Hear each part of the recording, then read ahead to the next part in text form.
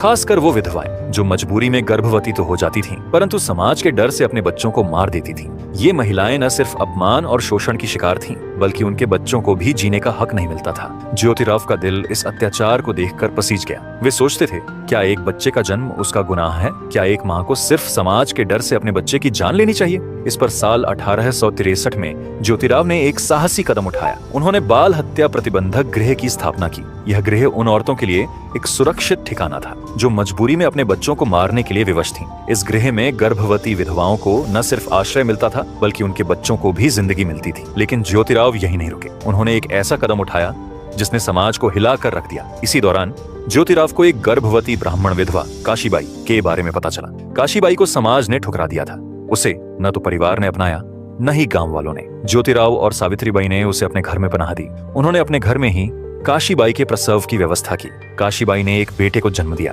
जिसका नाम रखा गया यशवंत। लेकिन ज्योतिराव ने जो किया वह उस समय के लिए अकल्पनीय था। उन्होंने यशवंत को गोद ले लिया। यह कोई साधारण फैसला नहीं था। एक माली परिवार का व्यक्ति जो खुद समाज के हाशिए पर था, एक ब्राह्मण विधवा के बच्चे को गोद ले रहा था। ज्योतिराव ने समाज को खुला संदेश दिया, जीवन को बचाना ही असली धर्म है। बच्चा किसी भी जाति का हो, वह इंसान है और हर इंसान को जीने का हक है। इस कदम ने समाज के ठेकेदारों को बेचैन कर दिया। लोग चिल्लाए, यह माली धर्म को अपवित्र कर रहा है। लेकिन ज्योतिराव को इन तानों की परवाह नहीं थी। उनके लिए इंसानियत सबसे बड़ा धर्म था। ज्योतिराव की विधवा विवाह की लड़ाई भी रंग ला रही थी। साल 1866 में उन्होंने विष्णु शास्त्री पंडित के साथ मिलकर बंबई प्रेसिडेंसी में विधवा विवाह समितियां बनाई। विष्णु शास्त्री ने खुद एक विधवा ब्राह्मणी से शादी करके समाज को दिखाया कि परंपराएं बदली जा सकती हैं। ज्योतिराव के इन प्रयासों की गूंज अब इतनी तेज हो चुकी थी कि ब्रिटिश सरकार भी उनकी ओर देखने लगी।